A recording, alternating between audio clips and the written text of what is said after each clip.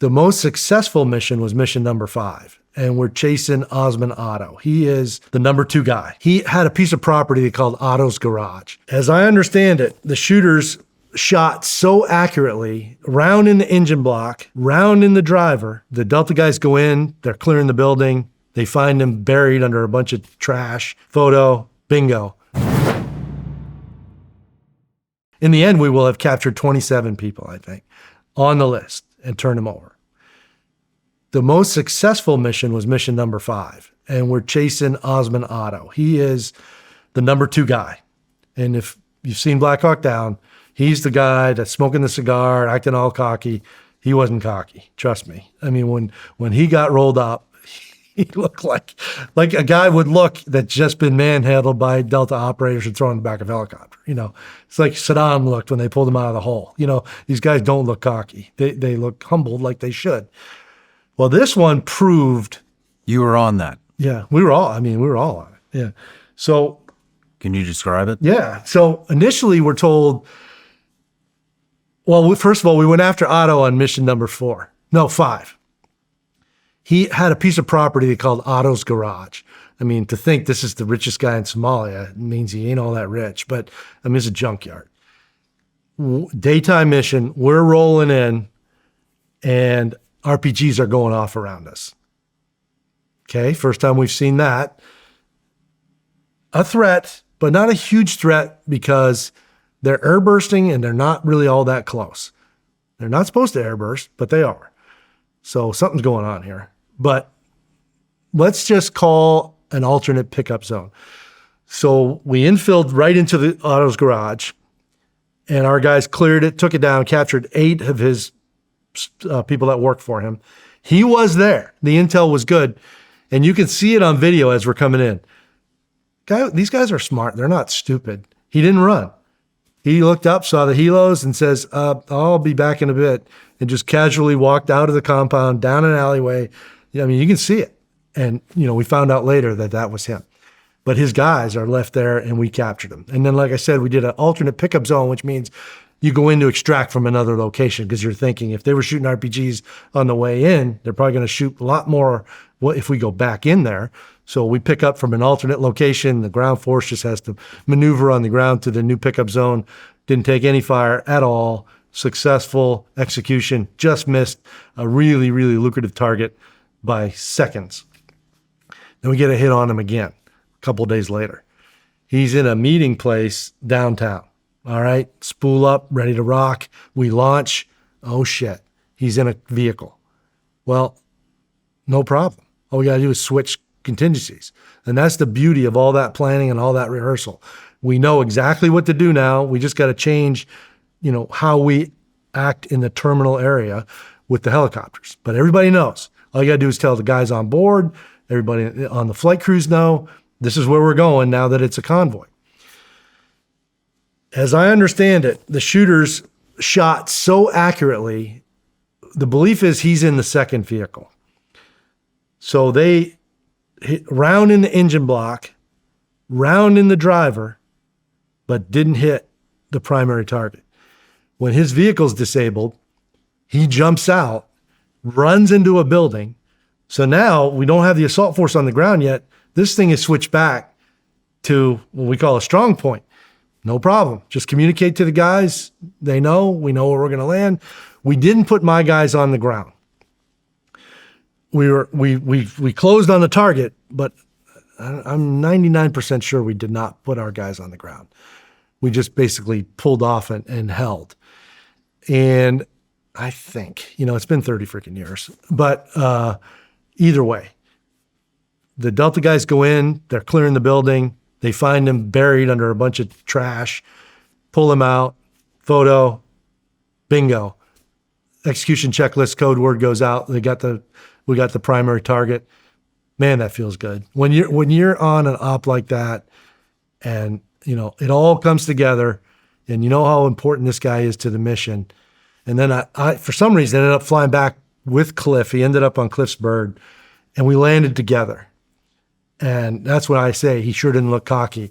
These freaking operators are taking him out of the back of the aircraft. And we're like, yeah, buddy, your day just turned dramatically from being the richest dude in Somalia to the richest dude in prison. And, you know, obviously he got interrogated. They moved him to some holding facility somewhere. And, you know, the experts said if we'd have stopped right there, Adid eventually would have lost all his ability to influence because he didn't have any money, and it all would have happened. You know, it would have happened on its own, right? Well, that wasn't our mission. Our mission was to keep going after him and his people. So Who are the experts? who are the experts? Yeah. Intel analysts. You know, and I'm not criticizing Intel people. It's a hard job. I mean, you try to predict the future, right? It's like, it's never going to be 100% right. It's a matter of how close to right can you be. Is this coming out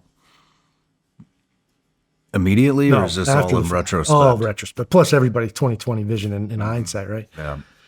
So we rekit. We're ready to go. You know, let's do it. The mission continues. So there was a mission 6. I'm trying to think of what mission 6 was. I can't remember. I ended up on a mission to go extract some 3-letter agency guys, I think. Nobody told me who they were, but they got compromised. And they picked me as lead, and then another bird, night vision goggles. We had to fly to a location in the city. We landed. They were all positioned there with some of their gear, loaded up on the birds. We brought them back. I don't know why we didn't do it with the ground vehicles, honestly, but I mean, it's kind of cool to be part of that. I remember my Chalk 2 speaks fondly of this story because he says, you know, I mean, obviously he thinks a lot of me, and I appreciate that. But he said, you know, Mike made this great call on the way. He said, you know, normally we go in as a flight of 2, but Mike didn't know if it was dusty. So he said, let me land alone and see what it looks like, and then you come in after me. Because, you know, I mean, if we went in there and we both browned out. Yeah. So anyway, I landed. It wasn't that bad. It was a soccer field or something. It was actually pretty good. And then he came in immediately, and I didn't really get a reaction from the guys loading my bird, but he said those guys were like, yes, you know, thank you. I don't know what risk they were, but anyway, we got him on board, brought him back to the airfield, never saw him again. And so I actually had a bonus mission somewhere in the middle of all that. And then mission 7 of the real, you know, direct action missions happens on October 3rd.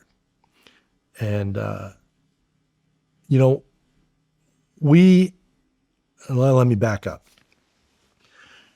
A few days prior, there was a Black Hawk it had 101st Airborne pilots on board, but I think the bird was actually an asset from 10th Mountain. I'm not sure if that's all right. I know for sure the pilots were 101st Airborne. They're flying around at night. They're blacked out. They're on the move. There's not much else you can do in a helicopter to prevent yourself from being shot down. And they get hit by an RPG. Goes up through the belly of the bird, explodes in the back. Everybody in the back's killed instantly with the explosion. The 2 pilots survive. Bird's on fire. They crash land in the city. It's Dale Schrader and Perry Allman are their names. And I think it's Dale that pulls Perry out. I don't know for sure, but one helps get the other one out. Everybody in the back's a lost cause. The aircraft's on fire. They get in an alleyway, and you know, again, I'm secondhand telling this story, but bottom line is they're engaging the Somalis. There's a reaction force, but it's a ground reaction force back at the airfield. So it's going to be a few minutes before it gets to the crash site. Burning Blackhawks tend to attract a lot of attention in the middle of a city of 800,000 people. So, you know, they're fighting, they're shooting, they're evading. And again, don't hold me accountable here. I only know what I've been told. There's a Pakistani, I believe, with an armored personnel carrier nearby that says American boy, American boy. And I think it's Dale that makes the decision. I mean, we can't hold these guys off. They're going to overrun us. I got to trust this voice. So he goes to the voice, turns out to be a friendly Pakistani. I don't know if it's an APC or some kind of ground vehicle, gets them out of there and gets them to safety. They both recovered. They both stayed in the Army. They both kept flying, you know, takes a lick and keeps on ticking kind of thing. What it meant to us was, it's not a matter of if, it's a matter of when. You know, we're going into all parts of the city, day, night, lots of aircraft stationary. When you're putting operators on the target, if you're fast roping, you're hovering up in the air. I mean, you could be engaged by anybody within range. Duck. Yeah, absolutely. No matter where you're watching Shawn Ryan Show from, if you get anything out of this, please like, comment, subscribe, and most importantly, share this everywhere you possibly can. And if you're feeling extra generous, please leave us a review on Apple and Spotify podcasts.